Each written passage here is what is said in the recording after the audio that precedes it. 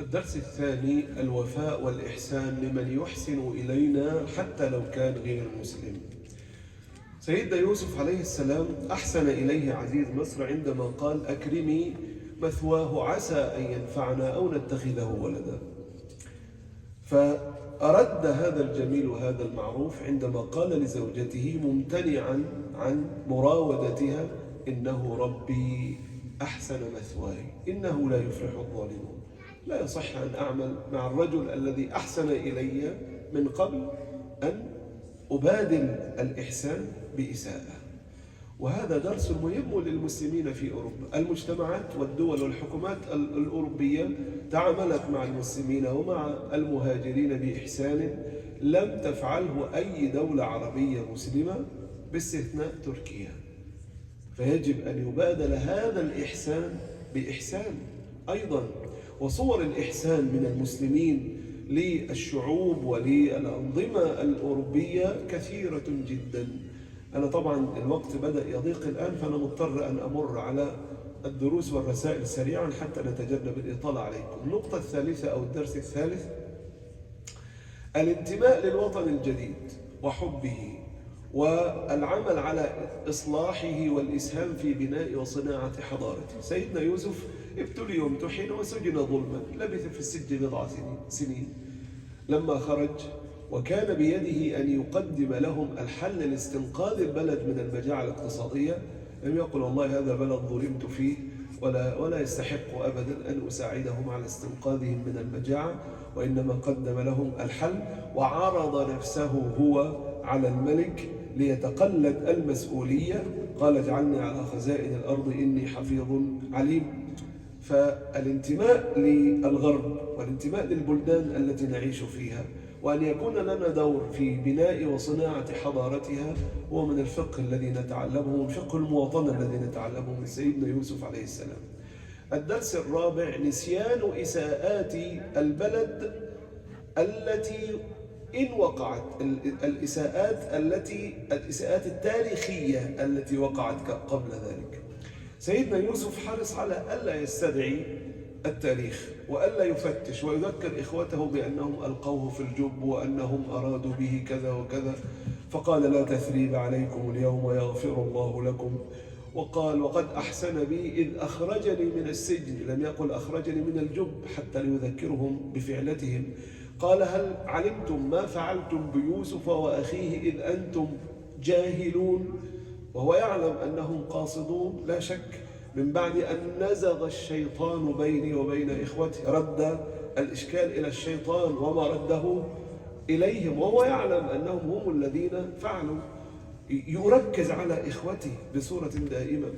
بعض المسلمين في الغرب يريدون استدعاء الصراعات التاريخية ليشوشوا على السلم الاجتماعي والعيش السلمي، أو يخلطون بين مواقف الحكومات الأوروبية التي تدعم أو تؤيد الظلم في بعض البلدان وبين مواقف الشعوب التي ترفض هذا الظلم وترفض هذا القتل. وهذا من الدروس والرسائل المهمة جدا من قصة سيدنا يوسف عليه السلام. الدرس الخامس: القيام بواجب الدعوة مهما كانت التحديات. سيدنا يوسف لم يحبس نفسه في سجن اليأس والإحباط والانكسار وأنه سجن ظلما، وإنما استمر يمارس الدعوة إلى الله سبحانه وتعالى ويدعو إلى توحيد الله عز وجل في السجن.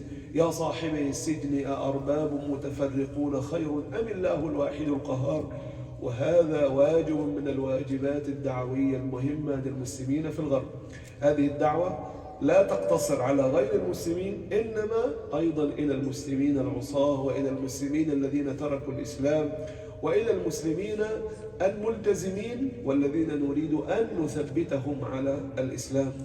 لو أن المسلمين في الغرب فقط اشتغلوا على دائرة واحدة من الدوائر الدعوية وهي دائرة الجيران من غير المسلمين لتغيرت كثير من النظرات والسلوكيات والأحكام المسبقة عن الإسلام من غير المسلمين. وأنا عندي وقائع لا تنتهي في هذا الباب. أحد الإخوة حكى لي أن جارته الفرنسية جاءت تقول له: أنا يوم القيامة سأشكوك إلى الله. قال لها لما؟ هل آذيتك في شيء؟ قالت له بالعكس، أنت جار مثالي ما رأيت منك إلا كل خير، لكنك حرمتني من أنوار الإسلام. أنت جاري لك 30 سنة لم تحدثني يوما عن الإسلام. ما الذي حدث؟ الذي حدث أن صديقة لها مسنة اعتنقت الإسلام فتغيرت المرأة، وجهها تغير، حالها تغير، السكينة الروحية والنفسية سيطرت عليها. قابلتها هذه المرأة قالت لها: ما الذي حدث لك؟ ما الذي غيرك؟ قالت لها: لقد اعتنقت الإسلام. ما هو الإسلام؟ شرحت لها فأسلمت هي الأخرى. فكان أول شيء فكرت فيه جاري هذا لما لم يحدثني يوما عن الإسلام؟ أفضل طريقة للدعوة يا إخوة هي الدعوة بالحال وبالسلوك. ابن تيمية له كلمة تكتب بماء الذهب، يقول: الصحابة نقلوا الأمم إلى الإسلام ولم ينقلوا الإسلام إلى الأمم. لم يتكلموا عن الإسلام كثيرا، لم يترجموا كتبا أو خطبا أو محاضرات عن الإسلام، إنما جسدوا الإسلام في أحوالهم وسلوكهم، فانتقلت الأمم إلى الإسلام. أما نحن فماذا نفعل اليوم؟ ننقل الإسلام في صورة محاضرات وخطب ومواعظ إلى الآخرين. عندي أخ في ألمانيا له جارة أحسن إليها وبالغ في الإحسان إليها واعتبرها واحدة من أفراد العائلة وأفراد البيت، وإذا دخلت المستشفى يذهب إليها ويعتبرها كأمه. قامت هذه المرأة بكتابة كل ثروتها له وحرمت ابنتها من صلبها لأنها رأت منه ما لم ترى من ابنتها. وللأسف قلت له: هل تحدثت إليها يوما عن الإسلام؟ قال: لا والله، أنا كنت بأدعوها، يعني أفعل معها هذا الأمر كواجب إنساني وإحسان إلى الجار يأمرني به الإسلام، لكن أنا ما تحدثت إليها يوما عن الإسلام، فماتت وهي غير مسلمة. إذا كان هذا السلوك قد غير عندها هذا التغيير فجعلها تكتب لك كل ما تملك وتحرم ابنتها، لا شك أنك لو كنت حدثتها عن الإسلام أو قلت لها إن هذا السلوك وهذه الأخلاق يدفعني إليها الإسلام، ربما على الأقل تكون قد بلغت الرسالة وأديت الأمانة. الدرس السادس: مشروعية وأهمية المشاركة السياسية للمسلم الأوروبي. هذه قضية يتعين علينا أن نخرجها من دائرة البدعة ومن دائرة التي شوشنا عليها بقاعدة الولاء والبراء، وهذه القاعدة لا علاقة لها بهذه المسألة.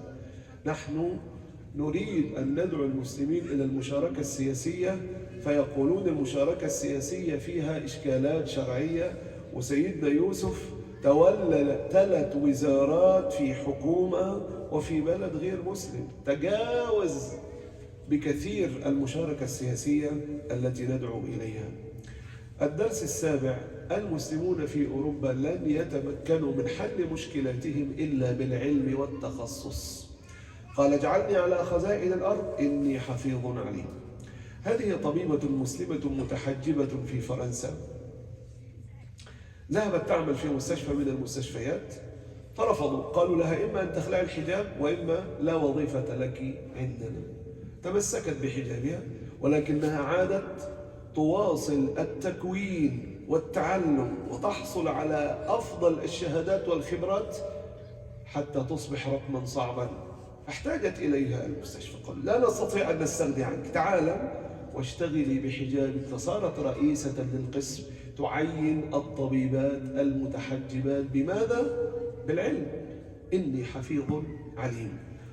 الدرس الثامن: عدم نسيان الوطن الأم وضرورة التفاعل معه. سيدنا يوسف لم يقل: إنني ظلمت في وطني الأم وتآمر علي إخوتي وألقوني في الجب فلأنسى هذا الوطن، وإنما ظل يذكره ورفع أبويه على العرش وخروا له سجدا.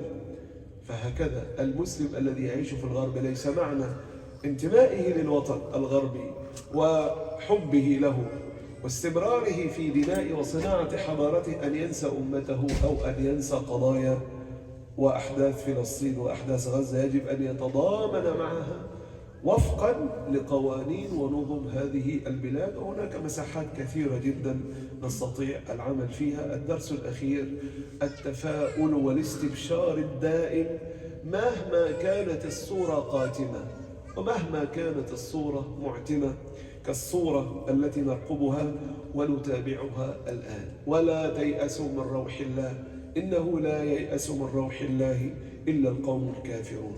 فإذا كانت هذه السورة كما بدأنا ما قرأها محزون إلا سري عنه، فيجب أن يسر عنا وأن نستبشر أن الأمة ستفيق إن شاء الله من كبوتها وستنهض من عثرتها، وأن الله سبحانه وتعالى حافظ دينه شرقا وغربا. أقول قولي هذا وأستغفر الله لي ولكم. الحمد لله رب العالمين.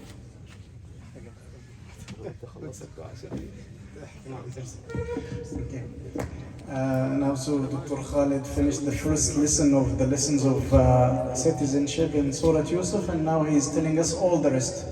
Okay, so now from 2 to 9, inshallah.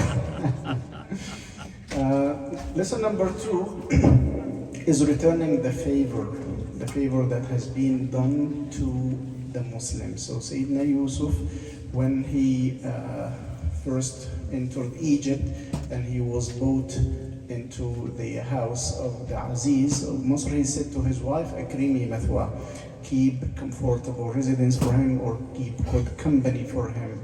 And Sayyidina Yusuf kept this favor. So when Umra'at al-Aziz tried to seduce him, the first thing he said, Innahu Rabbi ahsana mathwaya. I remember his favor. I remember that he provided good for me, and I cannot return his goodness with this evil act. And these countries in which we reside, they provided us with favor. They gave us good residence. And subhanAllah, residence that was not offered to us in other countries that are claimed to be Muslims. Sheikh says, except single out Turkey, most of the other countries did not provide the good residence that the West have given us. And we have to keep responding to the goodness with goodness, as Sayyidina Yusuf did. The third lesson is belonging to the new homeland and participating in building the new homeland. So we are not just foreigners here, or we are not expats. We are from this community and we are part of this community. We are not just carrying the citizenship of the country by having the passport only, but we truly have our heart to build this place and to feel for the goodness of this place. Sayyidina Yusuf, once he got out of the prison, he started in building the life and in saving the country from the distress that there was there. And this is also our role, to provide help and to contribute to the well-being and to the progress and to the welfare of this new homeland. Third lesson is to forget about the historical controversies between the two countries, the country where you migrated from and the country where you migrated to. There can be very big injustices that happened, but it happened by regimes and by governments, while the culture of the people mostly are people who reside with justice and with peace and with well-being for all. Sayyidina Yusuf, once he met his brothers at the end of the story, he did not blame them for what they did. He rather said, "Min ba'di an nazagha ash-shaytanu bayni wa bayna ikhwati." So he didn't say, after my siblings did injustice to me or after they wronged me. Rather, he said, after shaitan has made his plan among us. So he's trying to make it easy for them even to receive the blame that is hidden in his words and in his sentences, and saying very clearly, "La tathriba alaykum al-yawm," you are not to blame. We can forget about the thing and focus on the situation that we are having now. Next lesson is the importance of carrying the responsibilities of da'wah no matter where you are. Sayyidina Yusuf was the object of injustice, and he was wronged severely after they have seen by their own eyes and they witnessed his innocence. They decided to get him in the prison. So in the prison he could have said something like, I have been wronged, I am innocent.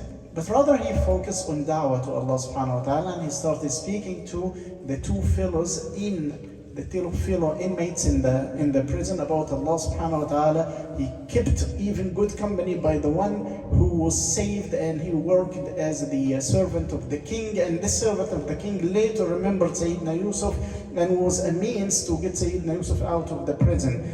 So Sheikh Khalid says that we need also not to imprison ourselves within our own limited circles and our own cells, while we have, mashallah, a good outreach to the community around and to the society around. We can start making da'wah to the non-Muslims, making da'wah to the Muslims who are not committed, making da'wah to the Muslims who have gone astray, making da'wah to the Muslims who forgot that they are Muslims and they just keep saying that they are coming from Muslim origins. All of these are circles that need our attention and where we can exert our own effort. He refers to many instances, especially about the neighbors. He refers to a story of a German woman who was a neighbor of a Muslim, and one day she came to him and said, I will complain to Allah subhanahu wa ta'ala of you. He said, have I done anything wrong for you? She said, no, you have been a very good neighbor for 30 years. He said, then why would you complain me to Allah subhanahu wa ta'ala? He said, because you never talk to me about Islam. I have a friend who converted to Islam, and she became so tranquil and so comfort and so spiritual. And when I asked her, she explained to me Islam, and I also accepted Islam and embraced Islam. But then I found that you have been here for 30 years and you never talk to me about that. He also mentioned the story of an old lady who was well treated by a Muslim brother, and he even excelled in being good to her. He would check on her when she is in the hospital, and he was amazed to know that she left all her estate, all her legacy or her inheritance to him alone, and even she deprived her own daughter but left for him. And she even didn't know that he was a Muslim, and he didn't speak to her about Islam directly, but this is the way that she returned his favor. He refers to the statement by Imam Ibn Taymiyyah that the Sahaba of Rasulullah sallallahu alayhi wasallam did not carry Islam to the nations. In fact, they made the nations see Islam, and so the nations moved towards Islam. They came and carried Islam themselves rather than telling people about what Islam is. Let them see what Islam acts like and what Islam behaves like.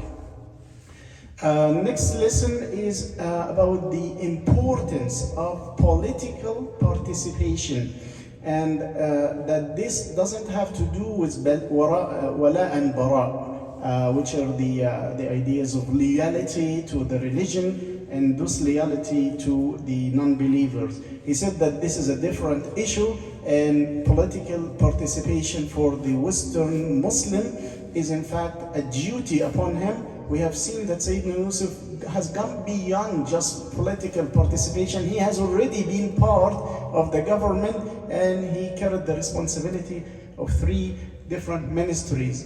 Next lesson says that the problems and the challenges of the Muslimin in the West can only be solved by getting more into knowledge and more into science and becoming the leaders in their own specialization, in their own majors. Sayyidina Yusuf tells the king of Egypt, he says, give me the responsibility of the treasury ministry because inni hafidhun alim, because I'm a good keeper and I have good knowledge. Alim. He didn't say that I'm a good worshipper of Allah, but he says I have good knowledge about this particular aspect. And Sheikh reports the story of a sister who was wearing her hijab and she wanted to work in a hospital, but they denied her and they asked her to take off her hijab. So rather than taking her hijab, she continued studying and taking workshops and taking training until she got knowledge that no other one got, and the hospital were forced to take her as the head of the department because there was no one who is more experienced and more knowledgeable than her. And in this way, she have made victory to her hijab and to her Islam by science and by knowledge. Next lesson was not to forget the original homeland and to keep checking on our brethren and our sisters in our homeland.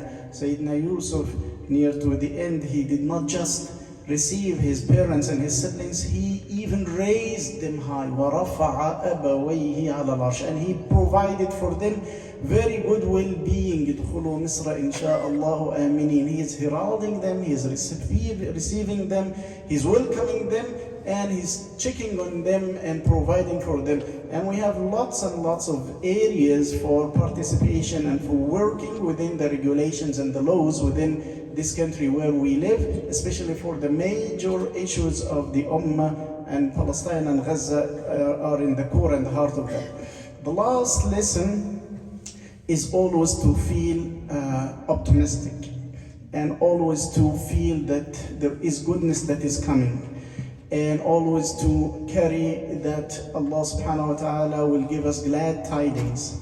And no matter what or how bleak the case is or cloudy it is on us now, Sayyidina Yusuf in the surah says, Sayyidina Yaqub in fact says, وَلَا تَيْأَسُوا مِنْ رَوْحِ اللَّهِ إِنَّهُ لَا يَيْأَسُ مِنْ رَوْحِ اللَّهِ إِلَّا الْقَوْمُ الْكَافِرُونَ. So never lose hope.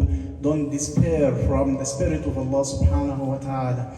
And he finishes by saying the hadith that this surah of Yusuf, no distress, no one who is in distress recites the surah except that he will be relieved and he will feel comfortable after reading the surah, after living with the surah, and after reflecting upon the scenes of the story of Sayyidina Yusuf. So let this be our lesson for tonight, that we keep this optimism for the glad tiding of the future, no matter how the distress is hard and the calamity is big for us. Wallahu a'lam. Jazakumullah khair.